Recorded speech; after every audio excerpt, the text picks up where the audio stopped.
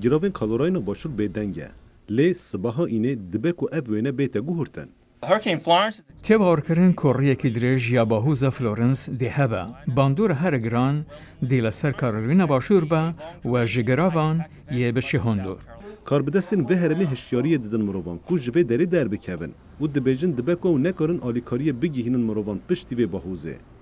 Florence bi bayekî gelek bihêz tê û tê bawerkirin ku ev hêz dikare dara hilweşîne û ziyanê bigihîne xaniyan. تشتê herî mezin ew e ku dema bahoz baranê bi xwe ratîne. Ev jî ziyanê pirtir dike û geh herebê dibirîne. Ev yek jî xirabiyeka berfirê hetîne gore. Ev bahûz yê herî dijwar xwe li kalorayna bakur bide. Lê karbidest dibêjin dibe ku ew bahûz rêya xwe biguhîrîne.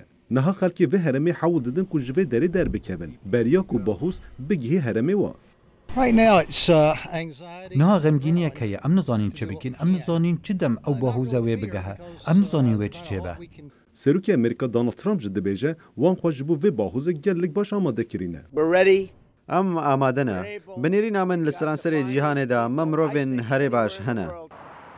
Tê diyarkirin ku ev bahûz di 3 salên dawiyê dîroka Amerîka de bahûza herê bihêze. Asta dijwariya wê jî gelek birinde û ev tê wê watê ku di asta herê dawiya metirsiyê de ye.